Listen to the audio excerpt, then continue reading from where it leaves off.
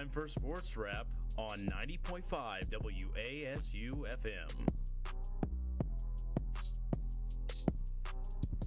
Yes, you know what time it is. You're listening to Sports Wrap right here on 90.5 WASU FM, and this show is sponsored by Eggers Law Firm, a full-service law firm right over there on West King Street for all your legal needs. But welcome to another episode of Sports Wrap. We're in the George G. Beasley Media Complex. I'm Ben Cole with Riley Carlson, Lucas Warren, and Kurt. Kurt, I don't want to mess up your last name, so why don't you tell us? We have a new guest on tonight. Kurt Zottel. Okay, cool. See, I would have been embarrassed if I messed that up, so I'm glad I just asked. But yes, we have another episode of Sports Wrap. We're just going to jump into it because in this time in November, I mean, we have NBA going on, college football going on, college basketball going on, NFL going on, so we got to, jam pack it into everything. So let's just jump right into it. NBA. It's been an interesting start to the season. Defending champion Bucks have been kind of iffy, kind of slow starting. The Lake Show has kind of been a mess with Russ. What are beginning of season first impressions, guys? If I had to go for with the Lake Show, at least, I feel like their whole just like their team chemistry is so off. Yes. Just everything about it is super toxic. It's so bad. Like Westbrook's in there, obviously. He doesn't he's not helping with anything.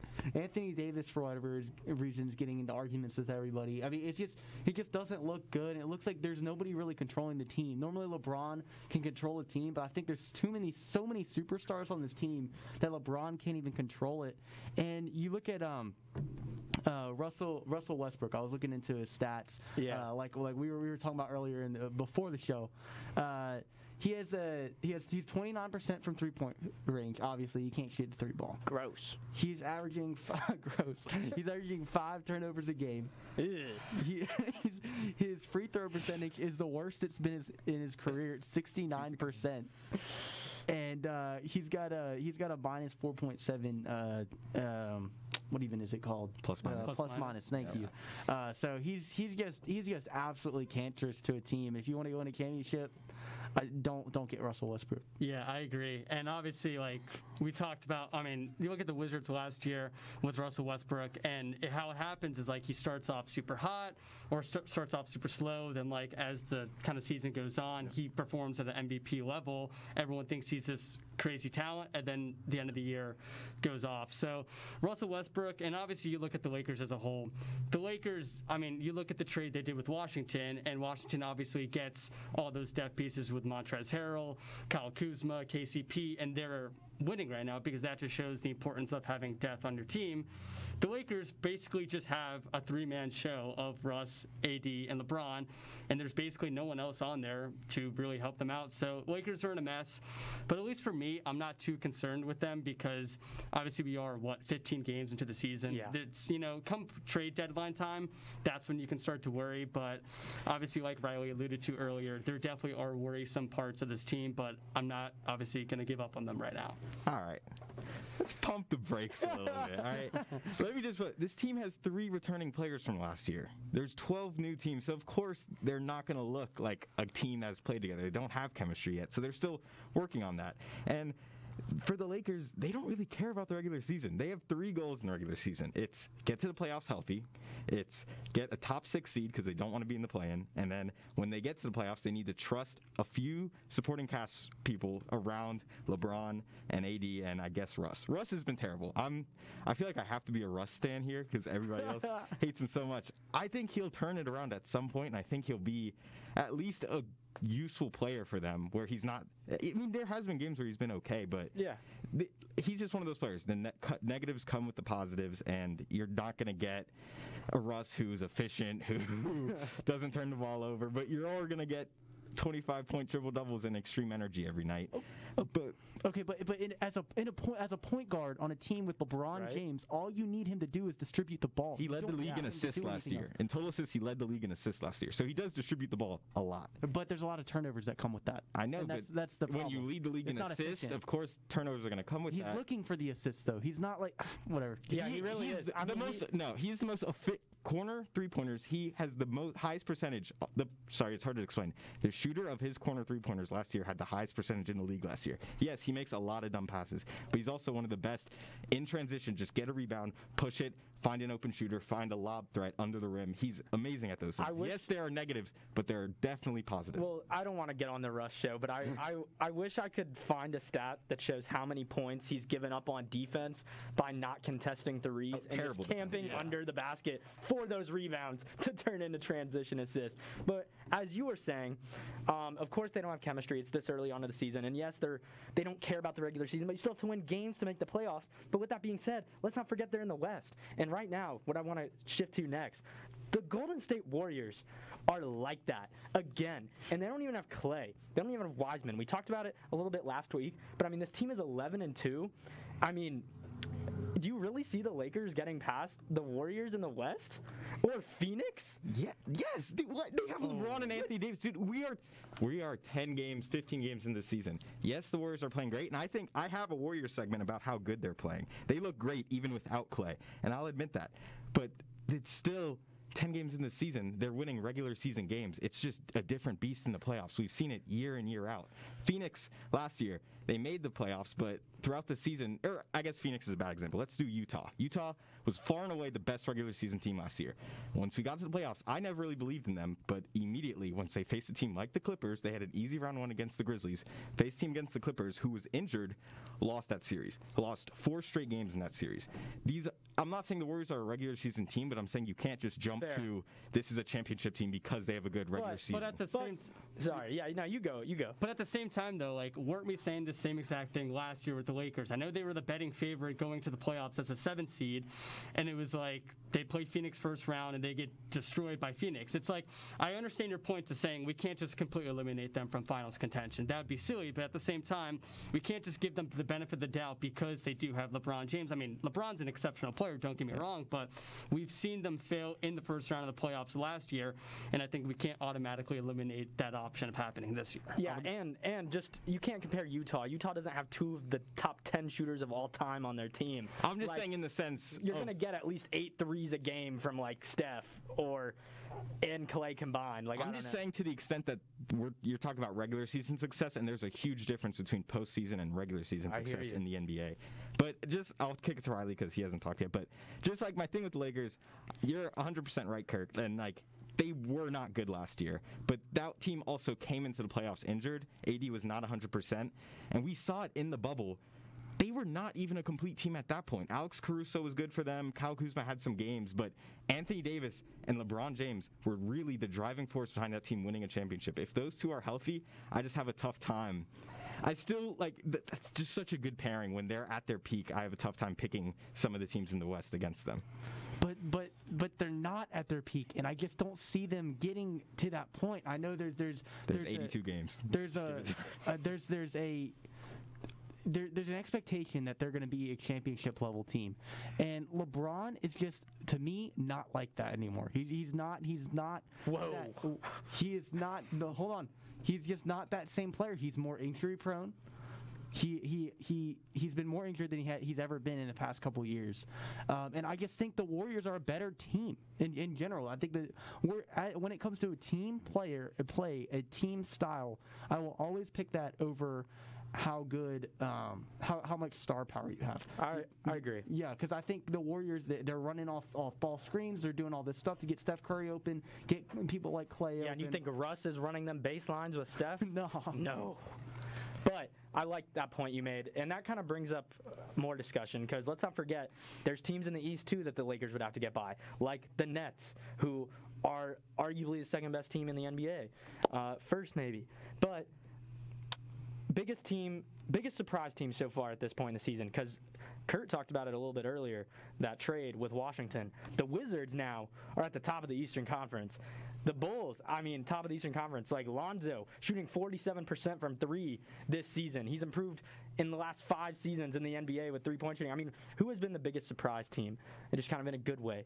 I kind of talked about it earlier, but I got to go with Washington, and I kind of love saying that as I'm a Wizards fan. But the biggest thing with this Wizards team is obviously you look at the defense. The defense for them last year was just so atrocious. And this year, bringing in guys like, Bradley Beal is actually playing defense this year, but we knew kind of that like Montrezl Harrell, Kuzma had the ability to play defense, and then obviously Wes Unseld Jr. has been fantastic with them as a coach. So I feel like you got to go Washington in that sense because, we've been talking about this. It's kind of the narrative of this sports wrap, but obviously we're only 15 games in the season. They're probably not going to be a 1 seed come 82 games when the season ends, but at the same time, we cannot discriminate them because they have only 15 games in the season. I think that when the 82-game mark happens, they could be in a top 3 or 4 seed if everything they're doing well continually happens. But like you said, there's a lot that is weird about the NBA right now. A lot of teams like Chicago also at the top, so it's going to be a great year. Yeah. Sorry, I'll go. Yeah, I know. I think the Wizards are like a super fun team this year. I mean, they're so deep. Like, they have 10 guys who can really play for you. Kuzma's been great. Montrezl Harrell brings so much energy off the bench. But I'd say the Warriors are my surprise team. I think there was like a lot of talk about like how they're going to be, and we just kind of did a whole discussion how they're like this championship contender. But they really do look like the version of themselves before KD got there with like Riley said, great ball movement, off ball motion, and spacing. And like they're the best team in the league so far without Klay. So let's see how he is when he gets back. And then another surprising team, but in a negative way, Atlanta Hawks are 6-9 after an Eastern Conference Finals appearance last year. Their bench was one of the best in the league last year, and they are playing terrible. Kevin Huerter, Lou Williams, and Danilo Gallinari getting off to slow starts, and then Young down 7 points from last year. He's been really affected by the change in the rule changes in this new season, calling less offensive fouls. So, yeah, I don't know. The Hawks need to get it together. First of all, that's a really hot take by Kurt over there with the Wizards being a top 3-4 seed by the end of the year. No, I can totally see it. I'm just saying that the possibility is there. I don't actually know if it's going to happen because obviously, like you talked about, when the Bucks get healthy, they're probably going to be up there, and Nets will be up there too. But I mean, there's nothing you can see from this first 12 games that we've had that you don't think that if they continually have it, they're going to be a top 3 seed. Yeah, I could see it. It's just like I didn't expect the Wizards to be at this point, and then now that they are, it's like, all right, keep it up. Like I need to see a little bit more from the Wizards before I dub them top 3-4 seed by the end of the year.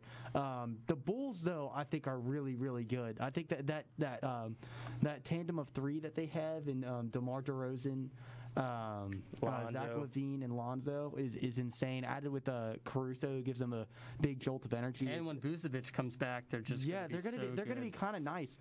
But my biggest surprise team this year, one that y'all haven't mentioned yet, is the Cavs. Actually, in that 5 seed, I did not expect them to be this good out of the gate. Their defensive presence has been really, really good. So I mean, we'll see where it goes, but maybe a play-in tournament for them towards the end of the year. Yeah, I won't touch on it a lot more. I think the Wizards and the Bulls, like I said before, have been 2 really surprise teams for me, and I didn't want to spend too much time. So, wrapping up the NBA, there is a big game tonight. We talked about it earlier. Warriors, Nets. It's in Brooklyn. Who do you guys think wins this one? I'm going to go with Golden State. I think they just ride the energy they've been going. Obviously, they're playing exceptional basketball. I didn't expect that coming into the season, but they're on a roll, and I think it continues even in Brooklyn tonight. I'm going to go Nets. KD is going to try to take that number 1 MVP spot. And, I mean, those are, right now, in my opinion, the 2 best teams playing right now. Those are the 2 best teams playing right now. Nets are 8-2 in their last 10 games. KD is playing absolutely insane. He's the best player in the world, without a doubt. Yes, I agree. Yeah, I mean, it's not LeBron's still great, but KD's definitely better right now. And, yeah, so I take Nets. I think the Nets are good, but I think the Warriors on just another level so far this season. I think the Nets are figuring it out, though. And then once you add Kyrie to that mix, hopefully, I don't know if he'll ever play, but if he does, then they can be absolutely lethal. But for right now, this might be a NBA Finals, what's it called? Preview. Just a preview, yeah. So, but I'm going to go with Warriors. Just Steph and the Warriors are on another level right now. I'm with Lucas. I like Brooklyn in this one. They're hot. KD, best player in the world. they're at home. I don't know. Warriors still, like I said, I'm not discrediting them. They have played phenomenal for their starting 5 this year, but I like Brooklyn in this one. Moving on. We're going to switch gears a little bit. College football. We always get into it on Sports Wrap when it comes to college football. Real quick, want to keep it local. Your App State Mountaineers comfortably handled South Alabama this past week at the Rock. They won 31-7. It was another solid defensive effort from the Mountaineers. Trey Cobb 100-yard pick 6, which was pretty crazy. You guys like what you saw out of the App State team in that game? That was one of the most bizarre games I've ever watched. It was very weird. It was so much I put out some weird things. So Caleb Sperlin gets punched in the face right before halftime and then gets ejected for being punched in the face. There's rumors that he spit on the guy, but it was just weird because the guy punched him and he just stood there and then got ejected. And then 3 plays after that, he tries to sneak onto the field after a big play. Refs have to pull him off, tell him, no, you got ejected. So that happened. We had 4 turnovers in the game, but it never felt like we were in jeopardy of losing, which is crazy. And then, like you said, last minute, 100-yard pick 6 in garbage time, just making the game even weirder. My main takeaway, though, is our defense is our strength this season. We have consistently stopped the run and gotten pressure on the quarterback. And we are prone to big gains in the passing game, but we have such a good red zone defense. We're like a bend don't break kind of thing. So there's multiple times we stalled out drives in the red zone against the Jaguars. So I think our defense is really the strength of this team. Yeah, and I know Sean Clark said it too, but obviously we see how much they go for it in 4th down situations because they have so much confidence in their defense, because you can be aggressive on the offensive side because you know that your defense is going to make up for that. But Trey Cobb, 2 interceptions. I think that'd be the 4th time this season an App State players won Sun Belt Defensive Player of the Year. So just goes to show what App State's doing defensively. Hearing everyone in the post-game press conference, they were all upset by the performance and they still won by 24 points. So it just goes to show kind of the winning culture and the standard that's been set by Sean Clark and by joining the FBS in 2014. But obviously there's 2 games left. One, and I think we're in the Sun Belt Championship, so I'm excited to see if they can do it. But everyone's saying this was kind of like a bad offensive performance game, and they're not wrong because it could have been a lot better, and we still won by 24. It just goes to show how good this team is. Yeah, that's a really positive outlook on it. I found this game very frustrating to watch, especially, there was more factors other than just the play, but South Alabama shouldn't have stick around that long. And then also, I was out there in the stands. It was 24 degrees outside. I can't feel my toes, my hands, everything. And it's the sun goes down, and you're but I have to stay because we're close with this team. You know what I'm saying? So I was determined to stay there until the 4th quarter at least. But then we started to pull away later. Not too much to say about this game other than the defense showed out. And we got it done. We got the win, and it wasn't the strongest. That was the only thing I have to say, is that it wasn't the strongest performance from our team, but we can most certainly do better. Yeah, it definitely has me a little spooked because this team for a couple weeks looked like they did a complete 180 after that Louisiana loss. A lot of fire against Coastal, just playing good on both sides of the ball. This game does have me a little, just uneasy because we're going to probably meet Louisiana again in the Sun Belt Championship, and I don't know if this team can't turn the ball over, and that's been a big theme so far in recent weeks. We coughed up a couple fumbles against Coastal, turned the ball over 4 times against the South Alabama team. That cannot happen if we're going to expect to be a well-coached and a well-disciplined Billy Napier team. And I like that you brought up that kind of standard of winning and expectation, because we've talked about it on this show before. The Boone community isn't satisfied with a 9-3 year. They want to see a Sun Belt championship at minimum. I definitely know they don't want to see another loss. So I think there are some things to kind of focus on in weeks coming. Definitely more on the offensive side, because that defense has been pretty impressive recently. But it'll be interesting to see. I think there's, just to touch on the turnovers first. If you were at the game, there was pretty bad wind. That's true. And I think both of the picks for Chase Bryce were just deep balls that got caught up in the air with the wind, and they were just short. So hopefully he's just been playing great these last few weeks, and his decision making has looked better. So I'm gonna give him the benefit of the doubt there, and then hopefully we had this 4 turnover game. Hopefully it's just like we're getting it out of our system, kind of, where it's like we can just beat Troy. Doesn't really matter the last game, but then, yeah, just we need to show up against Louisiana. Yeah, I agree. So moving on from that, looking at the rest of the college football world in Week 11, just some interesting things. Georgia remains undefeated. As expected, they handle a Tennessee team. Looking at some other games, though, that we kind of talked about, the 3 games we picked last week were Michigan, Penn State, Baylor, Oklahoma, and Texas A&M, Ole Miss. I just want to make it known, first of all, how was I the only one that picked Michigan to beat Penn State? That was crazy. That is crazy. And they almost blew it. I was the only person to pick Michigan to beat Penn State. But they escape in a close 21-17 win against the Nittany Lions on the road. Looking at some of those other games, Ohio State handles Purdue 59-31. And that's what I want to focus on right here, because we've talked about it past couple weeks. Just Big Ten. I mean, who's coming out of there now? Because with Oklahoma losing to Baylor, they're all hopes of them are done. Is it going to come down to what's the college football playoff going to look like? Because you have a 1-loss Oregon team that hasn't looked great in recent weeks, ever since they lost to Stanford. The Big Ten has 3 1-loss teams now in Michigan State, Michigan, and Ohio State. One of those teams is going to be 2-loss after Ohio State and Michigan State play each other. Like, what is the college football playoff about to look like? Well, what's so interesting, and obviously everyone wants to get on the college football playoff committee, and we'll kind of get into that later. But in all honesty, though, I'm not looking too much into the rankings now because, like you said, Ohio State still plays Michigan State, and obviously Ohio State, Michigan. All of these big games that feature all the top teams in the Big Ten are going to play out as the season goes on these last couple weeks. So we'll ultimately get a better answer once those weeks go up, but obviously we just want a better projection right now. But for who gets in, I mean, you obviously expect Georgia because they're playing fantastic. I think Alabama, even if they lose to Georgia in the SEC, just because of who they be and what we know their identity is. I'm going to go with Ohio State. I personally think Ohio State's the second best team in the country.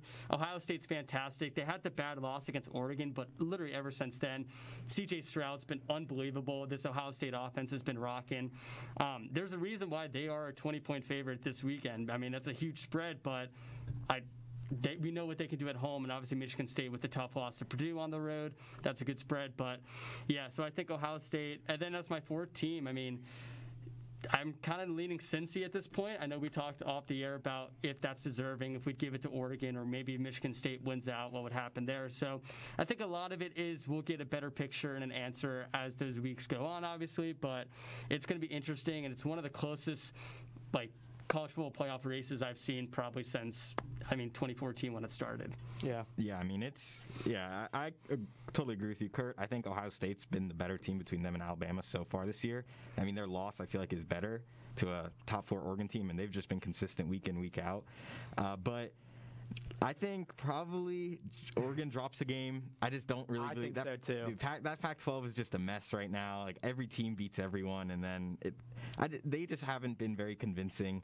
I think Cincinnati probably fills that 4th spot, like Kurt said. And, yeah, for the people who wanted some new colors, sorry, it's going to be all red and black again. But yeah, I hate to agree with everyone here, but, Ohio State's going to make it, as much as I have to swallow my pride. And I didn't think Ohio State was that good this year, but they actually are. They're really good, and they're a team to watch out for. So I think they're going to take that 3rd spot. And then Cincinnati just has such a weak schedule, and they're going to go undefeated, and they're going to make the playoff. And do I think they deserve the playoff? No. What? Maybe, because they're undefeated. I would like to see other undefeated teams get in there, but I just don't think they're that good. They're just in there because I don't even know why they're in there, just because they're undefeated. So they're going to take that 4th spot, and I think Oregon's actually going to lose to Utah this week. So I'm glad. Yeah, that's fun. Yeah, we're going to get into our pick'em segment, but I like that you mentioned that, Riley. I wish I could start some feud on air, but I agree. I don't see Oregon winning out. So, in my opinion, there goes their spot in the playoff, and I think that opens the door for Cincinnati to make it in regardless. And we've talked about it, like Kurt said. I think talent will prove that Cincinnati never really deserved to be in discussion with these 4 teams to begin with, but I do think it ends up being Alabama, Georgia, Ohio State, Cincinnati. Wow, yeah, all red and black. That is interesting. It's been a thing, yeah. People are like, we want some new colors. But, But now that we kind of got that discussion out of the way, and also about the Cincinnati thing, because we talked about it last week. Me and Matt got into a little discussion about if a two-loss Alabama team should get in over an undefeated Cincinnati team. And I went back and looked because I mentioned Cincinnati playing on average 500 teams or below, and they have the potential to play 10 teams below 500 this season.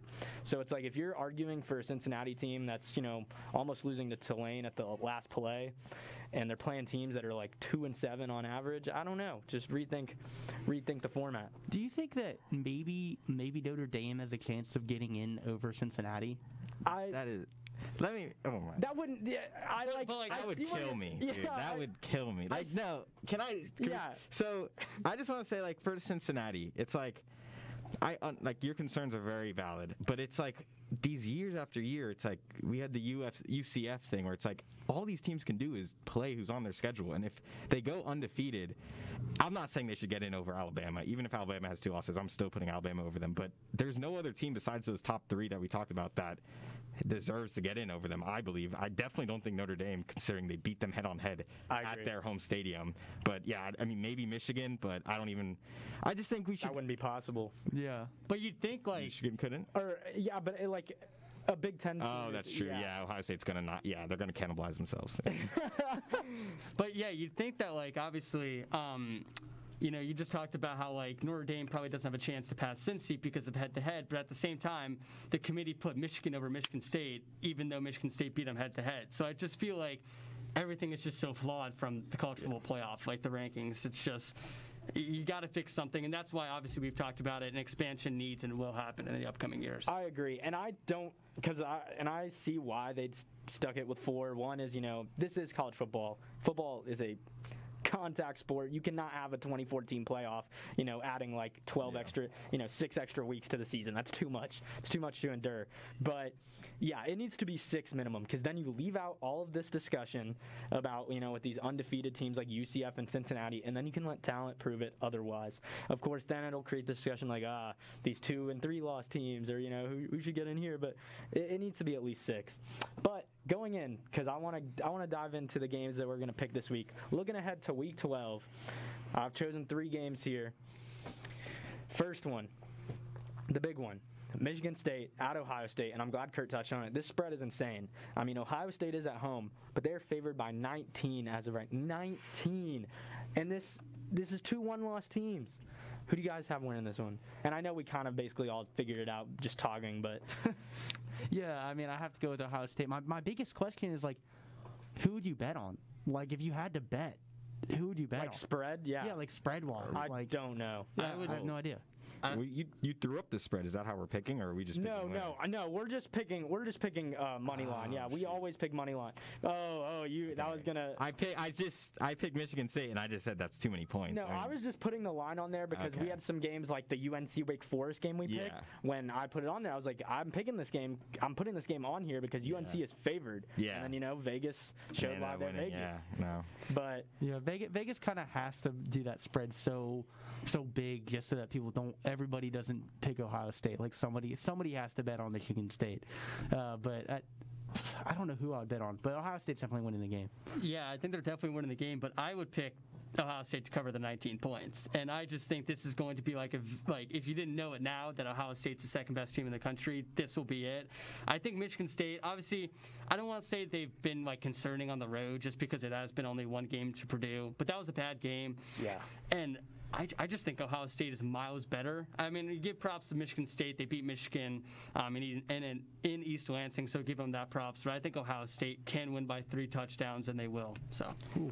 Yeah, I mean, if we were picking the spread, I'd have to go against you there, Kurt. I just think 19 points is a lot for a Michigan State team that's proven that they can at least keep these games close. I mean, in Michigan, they made a huge comeback at the end of that game, and that's the one thing. I think Michigan State will be able to run the ball against them. They just have so much success with Kenneth Walker. So I think it'll be at least a close game, and I think it was Penn State a few weeks ago. It was a pretty close game between them and Ohio State. So if it was spread, I'd pick Michigan State. But yeah, just money line, I'm going Ohio State. That's the thing is Michigan State's style of play is is going to slow down the game a lot. So there may not be an opportunity to be up by 3 touchdowns. Yeah, exactly. Ohio State could dominate the entire game, but they may not be able to be up by 3 touchdowns just because they might not get the ball that much. That's a really good point. That is a very good point. And I was about to say, if I had to choose Fred, I would probably go Michigan State just because we've seen in weeks past too, Ohio State jumps on teams early, gets up by like 35, like they did last week against Purdue. But, garbage time touchdowns and stuff like that. That's a great point about slowing down the game. Michigan State is definitely going to dominate on the run. But yeah, I like Ohio State as too. I like Ohio State as well too. I said like 4 weeks ago they were going to make the college football playoff. They were going to win the Big Ten. They're just the only team that can score consistently, and I think that has proven itself. So I'm not going to talk about it. But next game, and this is interesting because Riley mentioned it, and I've been looking forward to this pick. Oregon is playing at Utah. It's the 2 teams in first place in their respective divisions in the Pac-12. Utah favored by 3 in this one against the Ducks. Who do you guys have winning? So the last time these two teams faced off, I believe it was the Pac-12 championship, and everyone thought Utah was going to get in or have a chance, and then Oregon came to town and just beat them. So I'm still going to go with Oregon. I know we have our concerns about them. I know you guys are probably going to go with Utah, but I just think Oregon, obviously, even though they have had a lot of close games, obviously, even though it's been a while back, the game against Ohio State, I still take that in consideration going onto the road into a tough Columbus. You got to give them props in that regard. And obviously the Stanford one was bad. That was a bad loss. But other than that, they've done their job and they've won those games that they should have. So I think that continues against Utah. And I'm surprised that Utah is favored in this game, though. Like, I would expect still Oregon to be a 1 or 2 point favorite, but I don't know. Vegas knows better than I do. So. Yeah, no, I have no feel for the Pac-12 at this point. There's all their games are at night, so I'm like half asleep watching them, and then I was just trying to look through like the team schedules just to get a feel, and it's like every team has beaten every other team and follows it up with like a terrible loss. So it's like I don't know, like Utah beat Arizona State when they were ranked, then lost to Oregon State, then Oregon State lost to Cal and Colorado. So it's like I don't know. And Utah beat like Stanford 52-7. Yeah, Oregon lost to them. So I don't know. I mean, I guess I'll go Utah. I think Oregon's gonna lose. I mean, the thing is, it's like there's 2 games left on Oregon's schedule. I'd bet so much money that they're gonna lose one of them. Right? It's just I just don't know which one it's gonna be. It's either Oregon State or Utah, but Utah's at home. They've been playing pretty well, so yeah, I'll go Utah beat Oregon. All right. Lucas is gonna go to Vegas one day and just be like, I guess I'll go. I'm gonna put my $2,000 in there with I guess on Utah. Yes. But no, you got to go Utah here. I guess first of all, Oregon's a little shaky. I just don't really trust in them. Not that I trust in Utah, but like Oregon's pretty shaky. There's a chance that they can win. And then I looked at the spread, and you look at Vegas, and it's been a constant reoccurrence this entire show. Vegas knows best. Vegas is scary good, so I have to go Utah here. Yeah, dude, even me and Lucas were talking about it. We called our basketball game App against ETSU here the other night, the home opener. Yeah. And App was favored by 2 points, I think. App won by 2 points. So weird. And that's App versus ETSU basketball. How are you doing it, Vegas? Yeah, like where's the match? Who's watching? Who's tuned into ETSU being like, oh yeah, no, they're 2 points. It's crazy. Yeah, that has been a common theme. I'm glad you said that, Riley. I thought this would be a little more 50-50, but I'm going with Utah as well. And I think it's just because of, one, I don't see Oregon winning their last 2 games. It's just they are not built like that. Ever since that Stanford loss, they've been shaky. I think they averaged like an 11-point win differential in their last 5 games since the Stanford one, and they're not playing great teams.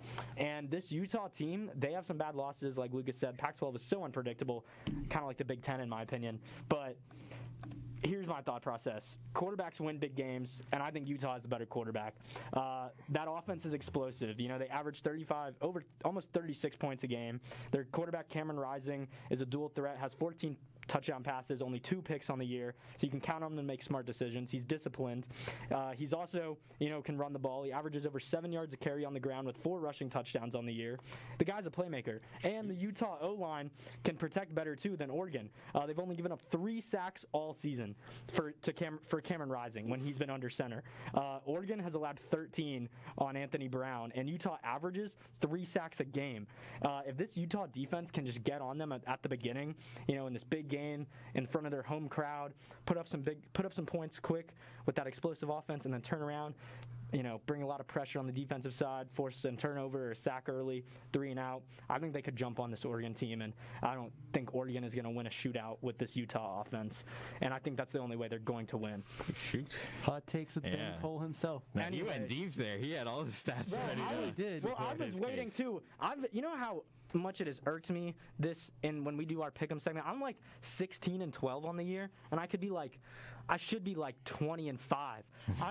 I picked Texas to beat Oklahoma. They just blow it. Thankfully, I went in on the Baylor-Oklahoma one, and Baylor held up for me. I was so happy when Baylor beat Oklahoma. But anyways, with that being said, last game, and this one, I get, it's not that close, but Cincinnati, with taking in mind what I've said, I mean, they almost lost to a Tulane team. It was really close. They're playing SMU at home. They're favored by 10, but I mean, this SMU team isn't terrible. I'm just saying, like, is it a surefire? Do you see the Cincinnati team winning out? Do you think they could choke? I think they do win out, but at the same time, like you said, this SMU team is scary. They're 8-2 on the year. The losses they've had have not been bad losses, and obviously you look at Cincinnati, they've struggled in close games. I mean, it's been closer than what it should be, even though they get the results. So that 10-point spread, even though obviously we're just doing money line, but that 10-point spread looks like you want to bet Cincinnati because they're at home, and obviously they are technically a top 5 team in the country, but I would go SMU to cover. I'm going to go with Cincinnati to win this game, but SMU is a very underrated team, like you mentioned, so I think it's going to be a lot closer than some people think, and it's going to prove, at least to some people, that Cincinnati is not, if you're looking at the 4 actual best teams, they aren't one of those. So like you said, SMU's lost is a good Houston team, and they lost off, I think it was a kick return at the end of the game, and then to a pretty good Memphis team, and it was a really close game. So SMU is a lot better team than a lot of people think. They were ranked for most of the year, but Cincinnati, I just feel like they have so much to play for in this game, and I hate doing like they want it more than that team, because of course these teams want to win, but like Cincinnati has so much to prove with. I just I saw the way they came out against Notre Dame, where they were the better team on both sides of the ball and immediately controlled that game. And this game has a similar kind of vibe where it's like, Cincinnati, this is one of the wins you have to, like, everybody's going to be watching this game. You need to win this game to prove you're with these top dogs in the nation. So I'm going to take Cincinnati to beat them. I gotta go SMU here. I think SMU. He's got to. I think SMU is going to finally spoil Cincinnati's parade. As much as I like seeing lower teams make it to the top, I want lower teams that are actually good make it to the top. I want competition in that top 4. I don't want lower teams that aren't expected to win stay on not expected to win and still somehow make it. You know what I'm saying? Like they shouldn't be undefeated right now. They're playing bad teams, and I'm hoping, and I pick that SMU is going to beat Cincy in this game, which opens the door. If Utah beats Oregon, Notre Dame. God, I'm so tired. Really excited about it. Notre Dame is one of those teams too where people they are not going to succeed if they make the playoffs. No. Like, regardless, They're gonna we've been over this. Notre Dame just does not. Yeah. No. Why do you think Notre Dame's gonna do better than Cincinnati? They lost to Cincinnati at home. But they almost lost to UNC and what?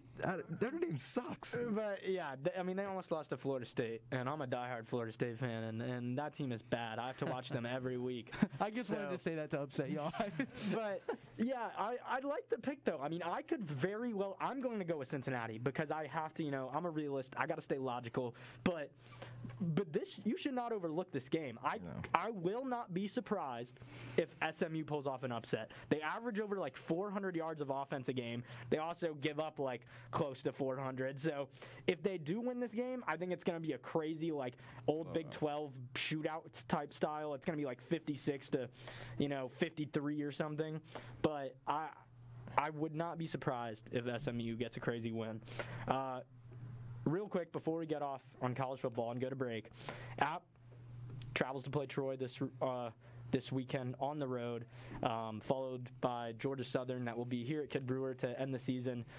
Any expectations or keys for this App State team? I mean, Troy is, they're like 5-5, yeah, but Any expectations? I think the biggest thing is just obviously offensively we got to get back on track. Obviously we talked about that, and defense just got to do their thing. I'm expecting them to get back on track. I mean, you see what everyone talked about, Sean Clark and the players. They're upset by the offensive performance, and obviously they have that expectation of getting to the Sun Belt Championship. So I think they're going to turn it around.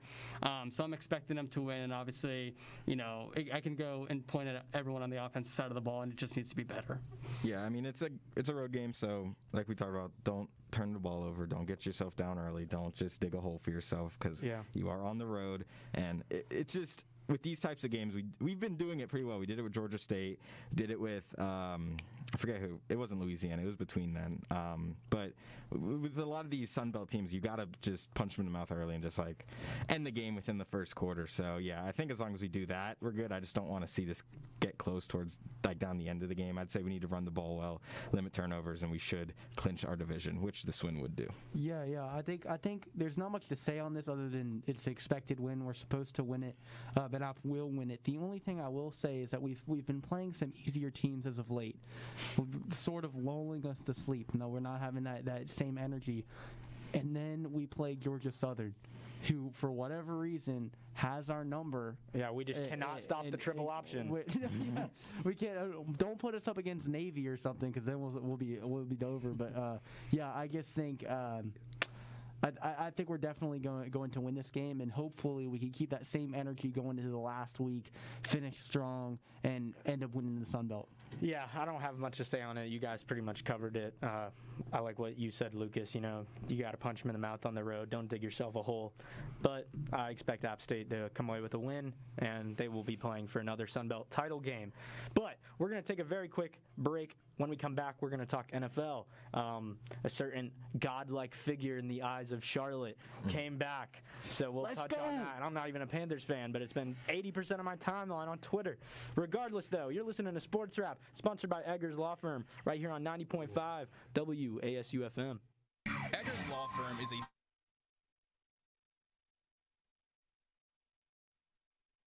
a... Life is a journey. We're told that there are mountains and valleys before us. A mountaineer trudges through. Where others see an obstacle, a mountaineer sees an opportunity. A mountaineer climbs tomorrow's mountains today. So what is a mountaineer? A mountaineer is you.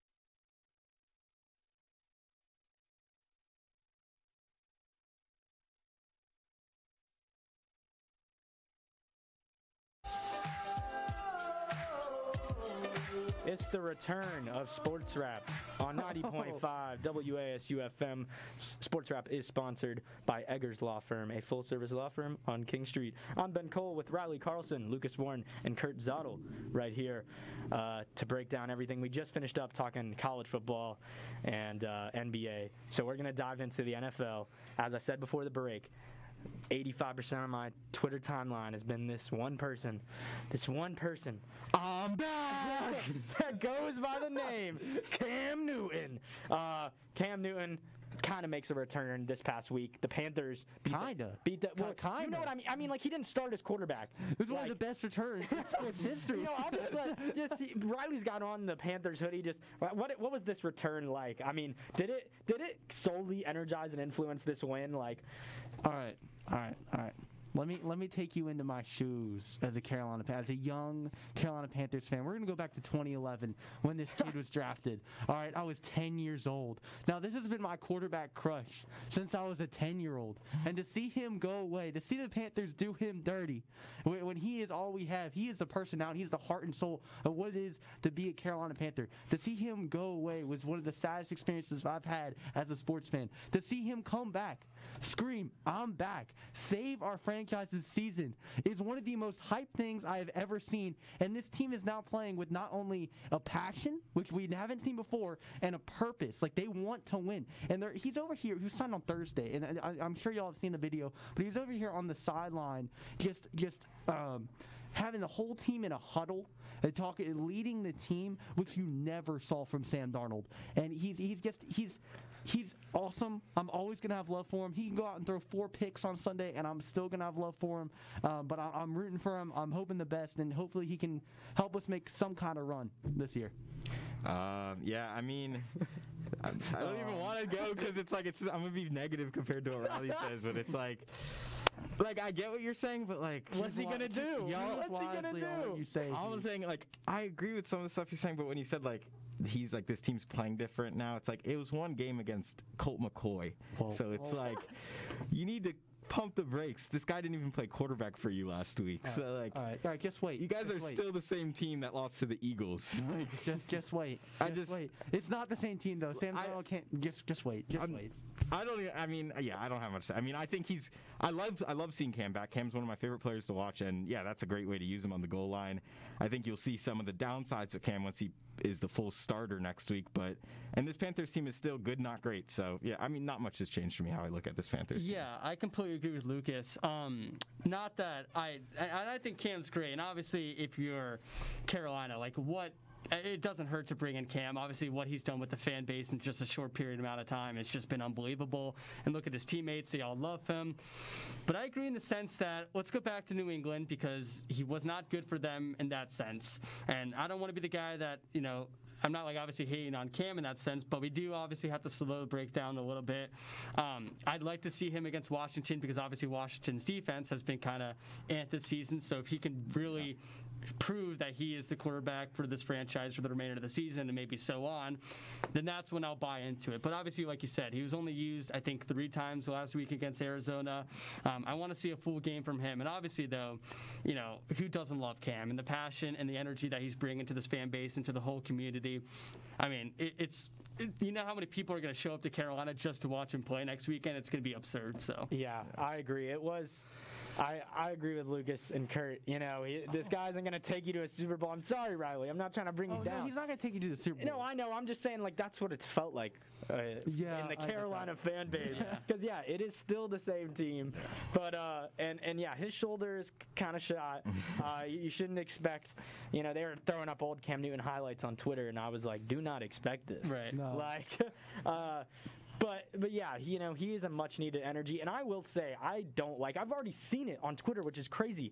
Just the random, I'm not trying to generalize, but it's usually just some white dude that's like, oh, Cam, bad energy. Who's celebrating and stuff. Yeah, no, it's crazy. And this is a guy, and I was just like, what is this unnecessarily, unfueled hate for Cam? It does not make sense to me. It doesn't make any sense. I'm not a Panthers fan, and I might have seemed negative there. I love the storyline, and I love that he came back, and I love how he yelled, "I'm back," after he scored a touchdown, even if he got, what was it, a over celebration penalty, whatever it is. It was stupid. I mean, let him take off his helmet and yell at the crowd. But it's I just don't think the football actually on-field effect is going to be as big as people it just he's been hyped up to be. But yeah, no, the storyline, and like you said, for the community and the fans, this is awesome. I could just hear it in how Riley's talking about it. All right, but imagine the storyline. Okay, we talked about not that they are going to the Super Bowl, but what if he comes back and the Panthers just catch fire, just go absolutely insane, go to the playoffs, somehow make some kind of playoff run, go to the NFC. Why do you do this to yourself? Just imagine what it would be like. The 30 for 30 one day would be absolutely awesome to watch.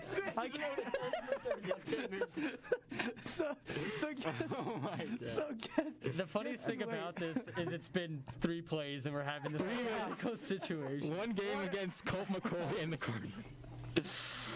Oh, 30 for man. 30s are being written right now. 30 for 30. That was funny. I want Riley to produce the 30 for 30 if that does happen. That soundbite has to be in the 30 for 30. right. That has gotta be. It's gotta be. Speaking of which, because he is going to be starting, or is expected to, against the Washington football team next week. What are your kind of expectations for this? Now that we've been talking about it, like, because this is Ron Rivera's on the other sideline too. Like, there's some storylines here. Like, what's gonna happen, Riley? Break it down for us. 350 yards, 4 touchdowns. It's as simple as that. I wouldn't even go anything below that. No, I can't even do this.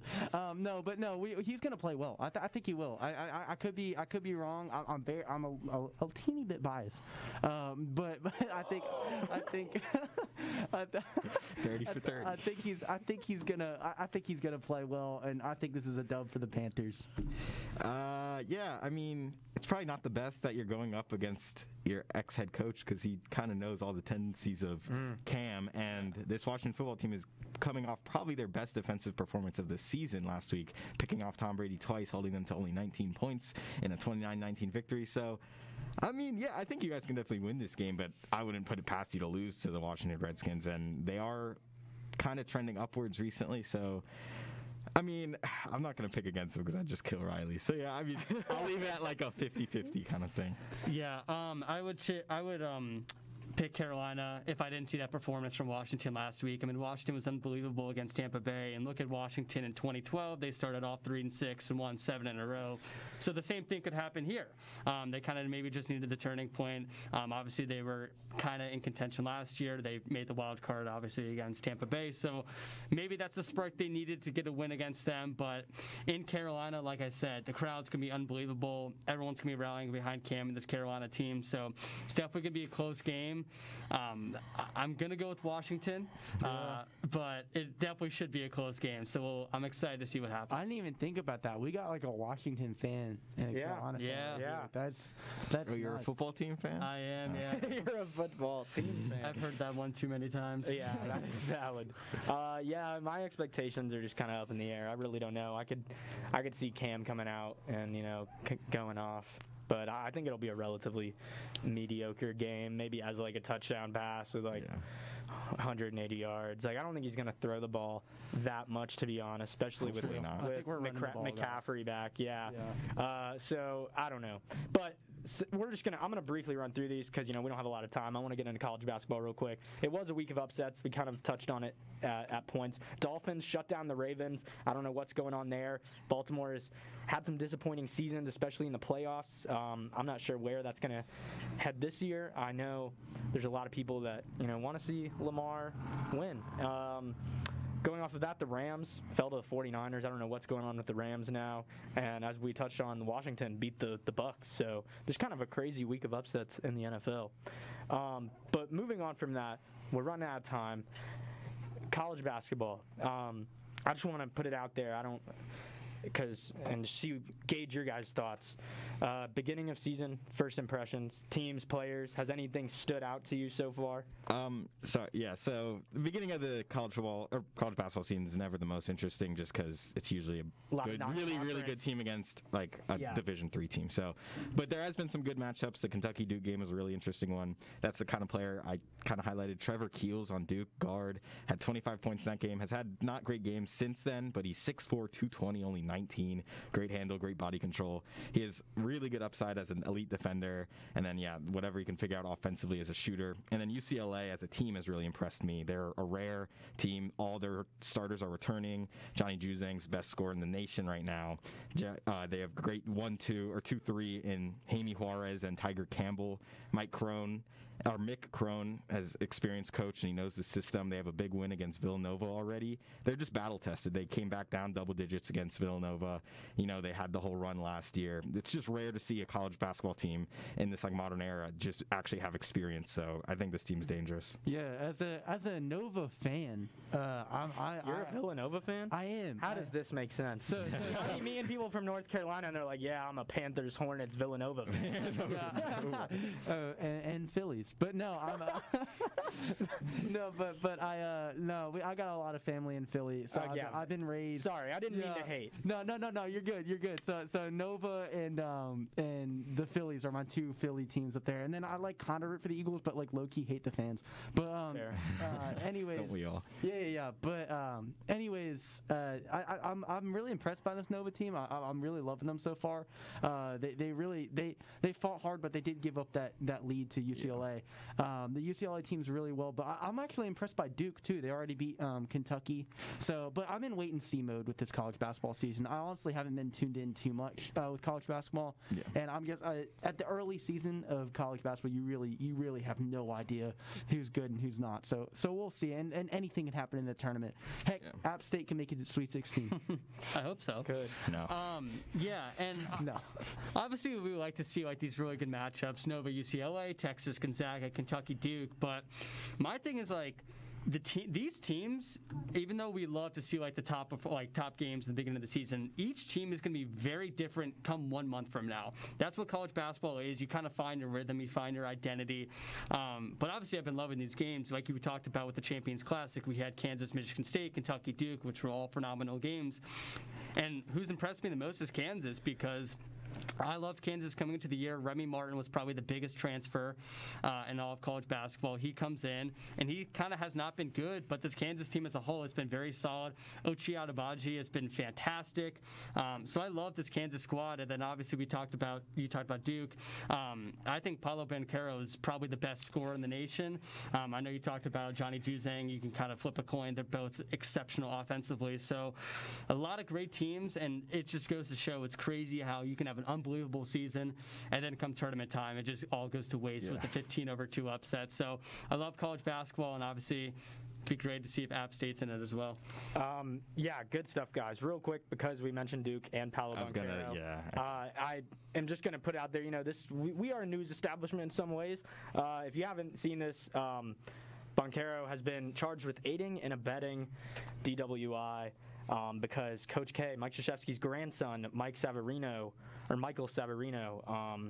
did get charged with a DWI. He was driving, Banchero was in the back seat.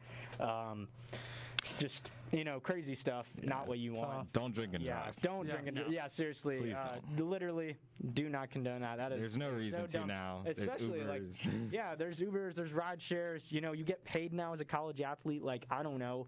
Don't drink and drive. Yeah. But regardless, going off of that, I want to turn to App State real quickly because they have a pretty big game against, interstate rival in basketball world, playing Charlotte on Thursday. Last year, App won a close 4-point game. It was low scoring too, 61-57 in Charlotte last season. These teams always play tight competitive games against one another. What does App need to do to win this game? Yeah, so ignoring the William Peace game because the bench played more minutes than the starters, our bench has been terrible this year. We have 23 points over the two Iona and ETSU games. We just have no consistency, no scorers off the bench that we can rely on. And all our points last year came from three guys, Adrian Delph, Justin Forrest, and Michael Alamanasi. 82% of our made threes came from those guys.